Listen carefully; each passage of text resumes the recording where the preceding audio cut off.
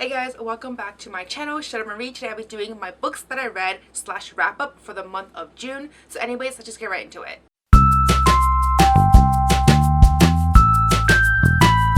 So first things first, guys, as always, I have some stats here, but I just want to say really quickly, I am back in my game, guys. I read 22 books this past month, and I feel so good about that because the past few months, if you haven't been watching my videos recently, but I haven't been reading that many books as I have been before that.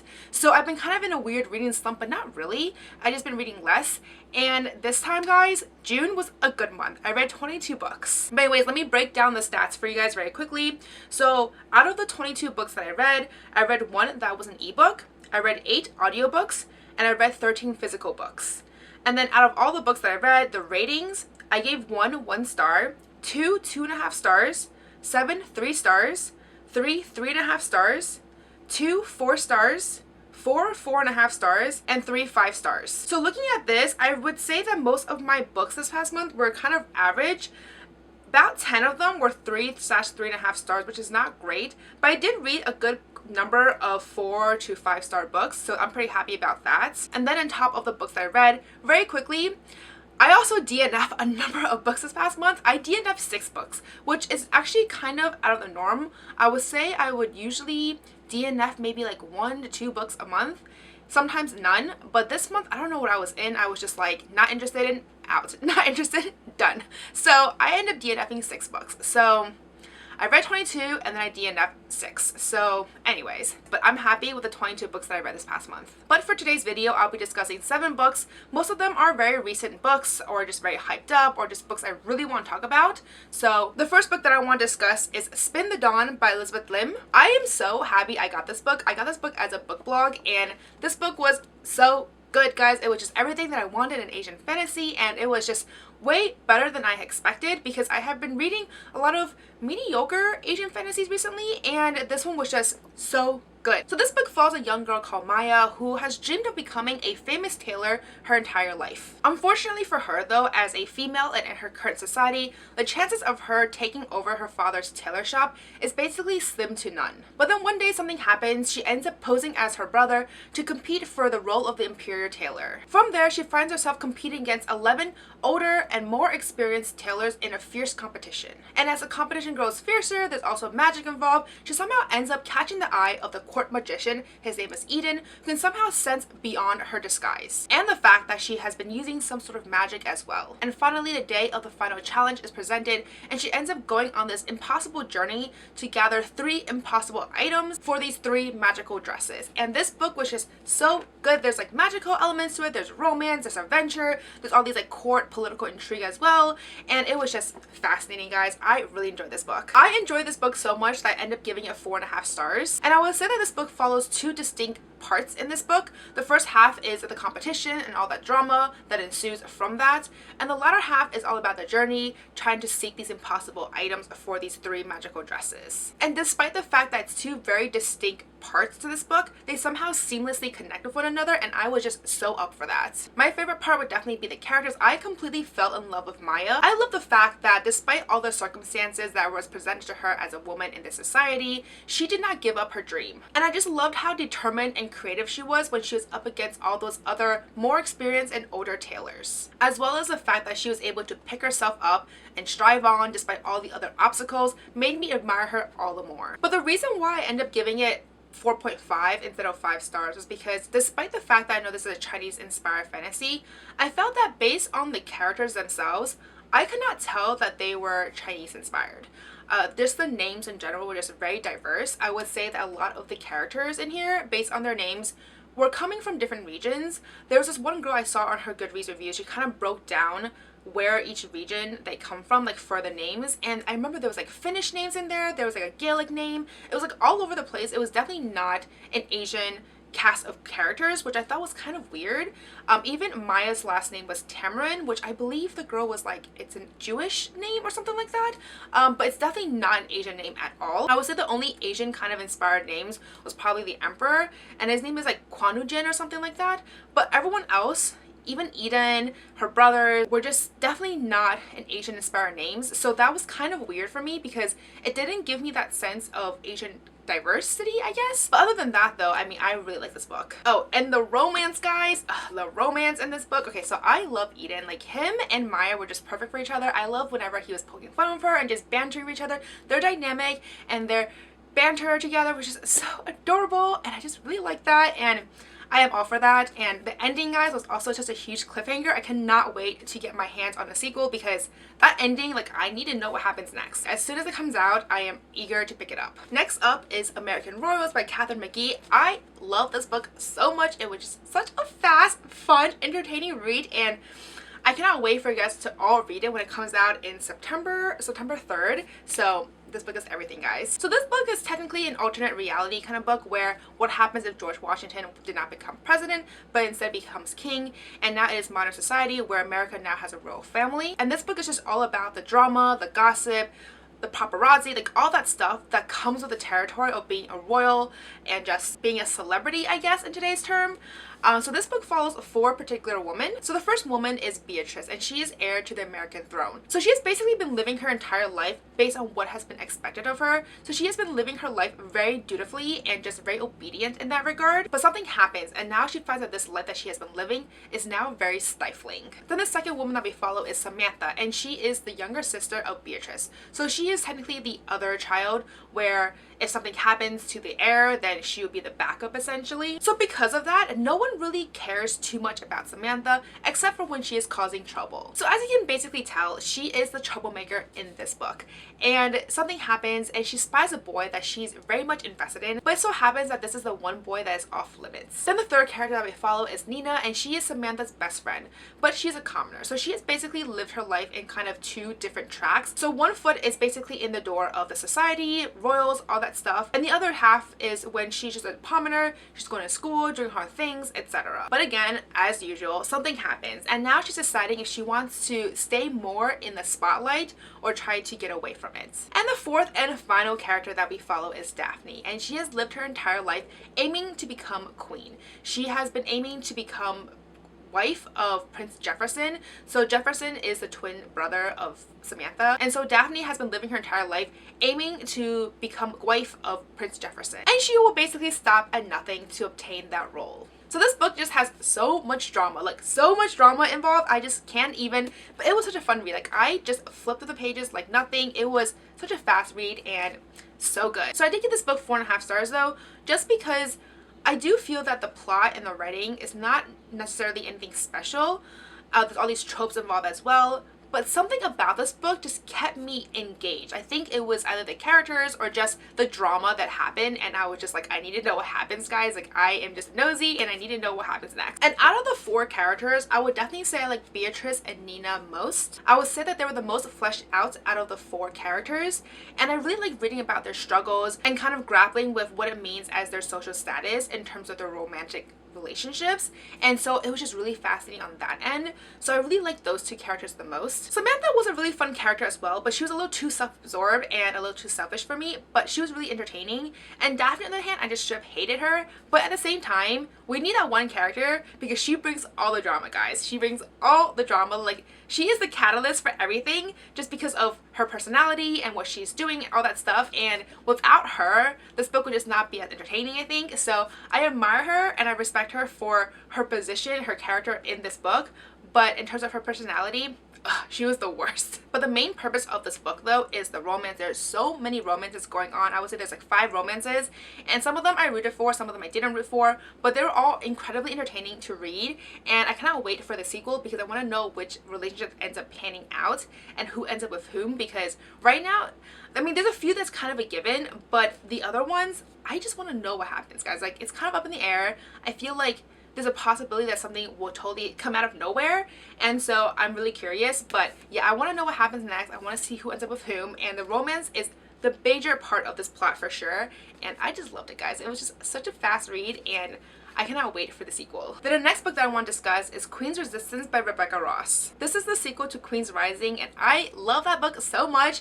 I would say that this book was not as amazing as the first book, but nonetheless, it was a very good sequel. It's a solid sequel, and I still really enjoyed it. So because this book takes place literally right after the ending of the first book, I can't talk too much about this book because spoilers. But basically, the series, the first book really follows a girl called Brianna who has been living the past 7 years trying to find out her passion. She was supposed to find a patron after all of this, but long story short, she ends up not finding a patron, and months later, she ends up receiving the patronage of a disgraced lord. And as the book kind of continues, she finds out more about her own heritage, this political rift and tumultuous situation with the neighboring kingdom, which involved a coup and just so much more. So what I like most about this book is the fact that this book basically gave us the story that we always wanted. Every time we read a book and something happens, you know, they end up the quest or they conquer the kingdom, whatever it is, but every time something happens and they reach their goal and the story ends, right? So this book basically is the story of what happens after they reach their goal, and it was just so good. Like it was a solid book, guys. I enjoyed it so much. But because I did like the first book a little bit more, I gave this book 4.5 stars,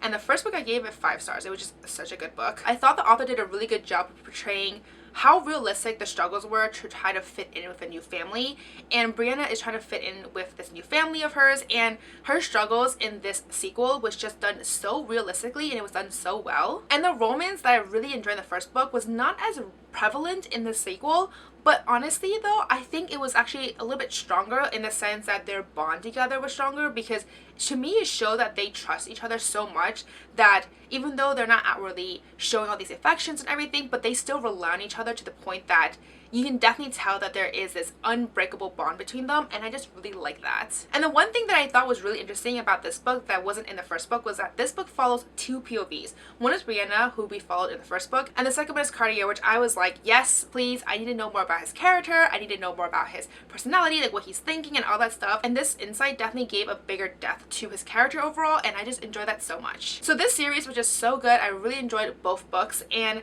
if you're looking for a really solid fantasy series, then definitely check out this one, because honestly I think this one's a little underhyped. No one really talks about it, but it is really good. There's magic, there's intrigue, there is found family, there's romance, there is just a lot of elements to this book that I enjoyed thoroughly, and I feel like more people should read it, so definitely check that out if you haven't already. Next book that I want to discuss is Red, White, and Royal Blue by Casey McQuiston.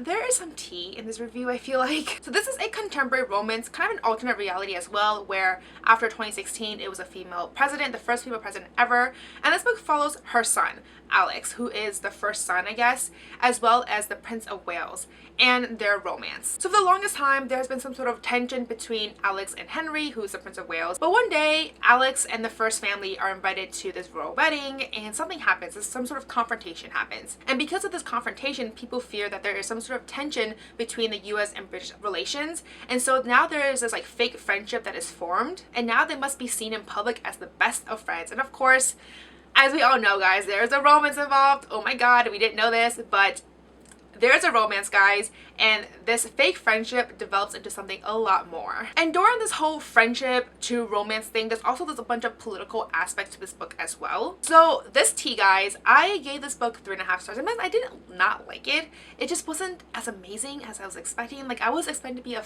solid 5-star read, and that was not the case at all. I would say that the first half of this book, like the first 100 pages, was just so hard to get into. I got to page 50 something, and I actually considered DNFing it. I was just like, I don't follow it, I don't understand. It was like the weird pacing of the book and just like the weird time skips or something like that was just really off to me, and I just couldn't get into the story at all. But once I got to the 100-page mark or so, the romance started to happen a little bit. Like, it became a little bit more prominent, and I became more invested in the story. So I would say that the second half of this book was so much better. Like, once the romance kicks up, it was so much better than the first half. So the first half was when things were becoming introduced, things were starting to come together, all that stuff, and it was just hard to get into, guys. Like, I just couldn't get into it. It took a lot out of me to read the first like 50 something pages, 100 pages, because I just couldn't get into it, guys. It was just a hard book to read in the beginning. And then in terms of the characters, honestly, I did not like Alex at all. I actually thought he was like super obnoxious. There were just so many things about him that was just like did not sit well with me. I mean, the romance itself was cute, like I don't disagree with that, but Alex as a person, like he just, I just didn't like him, guys. Like, he was just so obnoxious to me. And Henry, on the other hand, I felt like there was no emotions to his character. Granted, like, some of it came with his position and everything, but at the same time, even afterward, I was kind of like, you're still kind of like one-dimensional to me. Like, you're not as fleshed out as I was hoping him to be, but I still liked him a lot more than Alex. But there are a few things that I really liked about this book. The first one is the representation. So in the beginning, I was actually kind of confused with it because I am not represented, like I am not part of the representation, so I wasn't sure if I was just being stupid or something. And then I talked to people who were part of the representation, and they're like, it was done so well. So I was like, well, you guys are obviously represented in this book, so I would trust your opinions more. So in terms of representation, it was done really well, so I definitely can appreciate that, and I really like that. And I also really like the hope that are represented for our world to become better, because this book takes place after Obama's, like, his term is over, and so it's like an alternate reality in the sense that after his terms there was a first female president that was elected. So I'm like, there's still hope here, guys. And the fact that this book is about two men who can fall in love with each other despite their statuses and tradition, so I felt like both of these things really represented that there is some hope for our world as a society in general. Oh, before I forget, another thing that I didn't relate so much was the political aspects to it. So this book was actually very political heavy, which I just didn't expect. I thought it was going to be a very fluffy contemporary romance novel between these two guys, but that wasn't really the case at all. Like, it was, yes, I would say like 90% of it was definitely, no, maybe 80% of this book was definitely about the romance, but the other 22% was about the politics involved and just kind of like re-election and all the dynamics between the inner workings of the political industry, field, whatever. And so it made this book a lot more dense than I expected. And I feel like not that many people have discussed that this book is actually very heavy in the political references. So if you haven't read this book yet, I would definitely suggest knowing that going in beforehand, because it would definitely make your expectations a lot more accurate, because mine were not accurate at all. I just did not expect how heavy this book focused on the politics. So overall, I did enjoy the positive messages in this book and the romance itself, but the beginning half was just really slow. I didn't expect the very politic heaviness in the second half, and the fact that the characters were just okay at best. So yes, guys, 3.5 stars with this book, but I mean, I still liked it. It just wasn't as amazing as I was expecting it to be because of all the hype. Next up is Crown of Coral and Pearl by Mara Rutherford. So there's actually a short blurb in the back of this book that I think best describes this book, or gives you a really good background of what this book is about, and then I'll go into more details of what this book is about. But it says here, for generations, the princes of Alara have married the most beautiful maidens from the ocean village of Verania. But though every girl longs to be chosen as the next princess, the cost of becoming royalty is higher than any of them could ever imagine. So this book follows a girl called Nora, who is the identical twin sister of Zadie. Both of them live in the ocean village of Verania, so for her entire life she has been aiming to become the next princess and become married to the Prince of Ilaria. Unfortunately though, there was some sort of childhood accident, and now she is scarred on her face, which means that she would never ever be chosen for the next queen. Instead, all the resources now in her family goes to her twin sister Zadie. But the day before Zadie leaves to become married to the Prince of Ilaria, she becomes gravely injured, and now Nora must take her place. And from that moment on, she finds herself that perhaps the palace and the kingdom of Ilaria is not what she has imagined, and that her future husband, Prince Saren, might be plotting something very sinister. So I buddy read this book, and it was just so good. I really like this, guys. It was such a fast read, and honestly though, to be completely honest, I was actually going into some hesitation, because when I first started the first few chapters, I was like, there was two characters I automatically did not like, and they were just very heavy in the first half of this book. So this first half was kind of a struggle because of these two characters, but once Nora goes to the kingdom of Ilaria, things become so much more fascinating. Like, it was just so interesting. I was reading it at top speed. Me and my buddy read, we were in it to win it, guys. Like, we were just on this book so much. It was just so good. Like, we were talking about all the elements to this book. We really enjoyed this book. So the two characters I was struggling a lot in this book was Zadie and her mother. They were just both really annoying characters. Like, Zadie was just so selfish, so self-absorbed. She did all these things for granted, and she was very spoiled. And she did all these decisions that actually like was harmful to the people around her. And so I was just like, why? And Nora, just being like the faithful sister, was like going along with it half the time. And I was like, you should speak up more, I feel like, because she's definitely more outspoken out of the two, but somehow because of this twin bond or something like that, she would listen to Zadie and it was just so annoying. Like, I just did not like Zadie at all. And then her mom, like, oh my god, their mom was the worst. I have no other thing to say, but her mom should not have been a mom at all. It was just, she was just so annoying. She really valued beauty, which I guess makes sense with this tradition going on, but it was to the point that she didn't care about anything else except for beauty. And it was also really annoying because she grew up in this society as well, when she was growing up, she only cared about her beauty as well. So she learned no useful trades, like skills at all in this society. And for this ocean village, it's very tiny, everyone is very reliant on one another, and being able to go hunting and fishing and all that stuff is incredibly vital for one's survival. And so she has no skills, and so all she does is just sits home. And I'm just like, I just didn't like her, guys. Like, she was so annoying. Like, I was glad that Nora was leaving the kingdom, because then everything changed. There's all these like political intrigue going on, these mysteries, the secrets, and it was just so fascinating. And I really did like reading about Nora's character herself. Like, she was really strong and really brave, despite kind of growing up in a very sheltered life. She didn't mind jumping in and saving someone and just helping out and just doing all these brave things that a lot of people didn't expect from her. I mean, I didn't expect it from her too. So I just really liked how brave and courageous that she was, because it really made me respect her. So I did give this book 3.5 stars because I was going to be a solid 4-star book. It was really good, but the ending felt kind of rushed. There were just, I felt like a lot of things were happening all at once, that the author was just trying to wrap things up. So I was kind of put off by that, because there were all these things that just kind of came into play and just like all landed very neatly together, and I was like, did it really though? I mean, I feel like there's just a lot more intrigue going on here, and the fact that this ending was a little bit rushed and things happened too quickly and things kind of came into place too quickly and too neatly for me kind of put me off. So that's why I give the book 3.5 stars. But I did find out today actually that there is going to be a sequel. So with a sequel in mind though, I might end up jumping this book back up to a 4-star read, because I think if there's a sequel, it'll definitely answer things more. But at the same time, I think I will keep it as a 3.5 for now.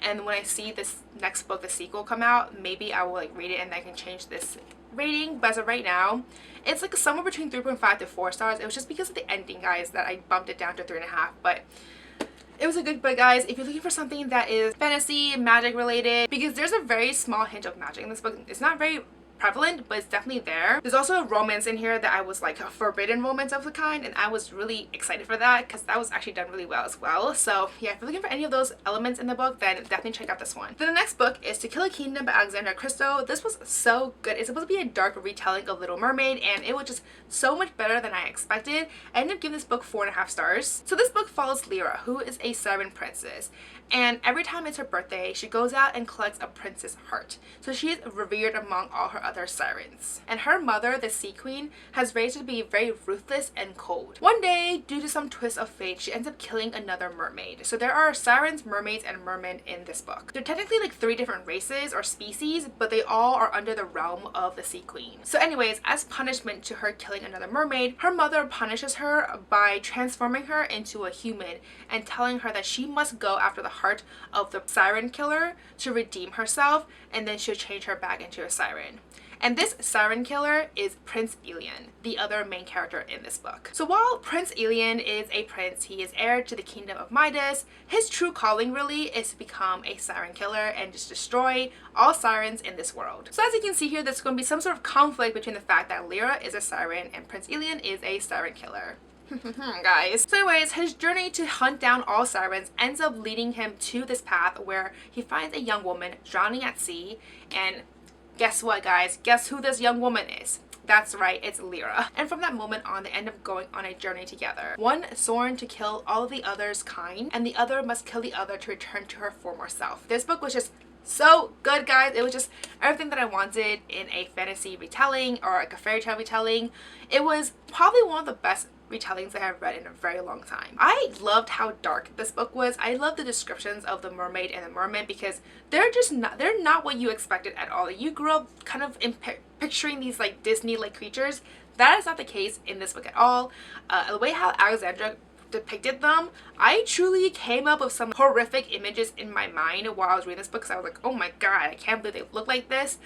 So it was dark, guys. It was a really dark book, but it was so good. And my favorite part in this book was definitely the characters. I love Lyra and Ilian so much. Lyra especially was incredibly complex. I love reading about her struggle to be what her mother wanted. Cold, ruthless, calculating, all that stuff that is fit to become a sea queen. And on the other hand, she's struggling with her emotions like love, respect, loyalty, especially for her cousin of hers. And so that struggle, that internal struggle that Lyra faced was just so well depicted. I was honestly feeling for her the entire time. And then Elian, on the other hand, his character was not as complex, I think, as Lyra, in the sense that Lyra's struggles were a lot more complicated, I feel like, compared to Elian. Like, Elian has his own issues as well. He is the heir to the kingdom of Midas, and so he is faced with all these responsibilities, but he has never thought of Midas as his home. Instead, he finds his home with his crew and his ship, so he's always trying to go on adventures and all that stuff. But because of responsibilities, he has to go back there, and so every time he goes back there, he feels like he is kind of putting on some sort of costume, I guess. And I don't know, his struggles were really well done as well. Definitely not as complex as Lyra's, I think, but I think it was done really well. And so I was honestly just like rooting for the two of them. But my favorite part, guys, was definitely the romance. It was so good. That slow burn kind of love to hate kind of relationship, or no, hate to love relationship, because in the beginning there's so much distress going on. I mean, Elian literally just saved her from drowning, and he has no idea who this woman is, who Lyra is. And so that initial distress, and when they kind of start to trust each other a little bit more, kind of become friends a little bit more, like that journey to a romance, guys, that was done so well. So anyways, if you're looking for a dark and deliciously romantic retelling, then I definitely implore you to check out this one. Then the last book that I want to discuss is Furyborn by Claire Legrand. Oof, guys, this book, So this book is told in a dual perspective that spans or separates between 1,000 years. And this book also revolves around the legend of the Sun Queen and the Blood Queen. So the Sun Queen is supposed to save the world, and the Blood Queen is supposed to destroy the world. So this book follows two perspectives, like I said already. So on one hand, we have a young girl called Rielle, who one day ends up revealing the fact that she has control over all the elements. So she ends up finding herself in this magical trial to prove to everyone that she's actually the Sun Queen and not the Blood Queen. And as the book continues, we follow her perspective and just her process and her progress through the magical trials, and basically the events that lead up to this war that would now span over a millennia. And then on the other hand, 1,000 years later, we follow another young girl called Ileana, who now believes that the whole Sun Queen, Blood Queen thing is a fairy tale. And at this point in time, she is a bounty hunter for the Empire, and she believes that she herself is special because she's literally untouchable. So while she technically is a bounty hunter for the Empire, she also knows that the Empire is very problematic. There's so many issues that's wrong with it, but she is doing so for her family's survival.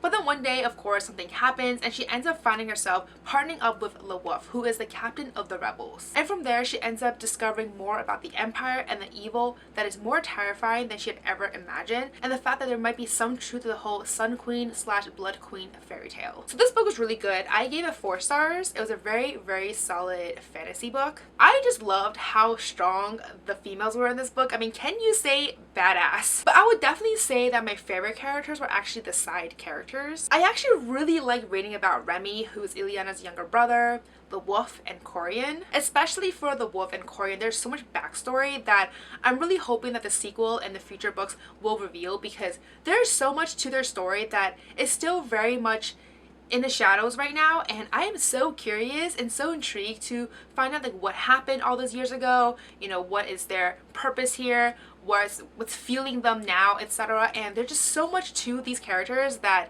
I just really want to know more. And I thought that the author did a really good job with creating this world and system, because it was a very complex system, guys. Like, this whole magic system, even now I'm kind of like a little bit confused with it because it's literally so complex and complicated, but it was really fascinating. And the reason why I decided to knock off a star and gave it 4 stars instead of 5 stars was because it was confusing.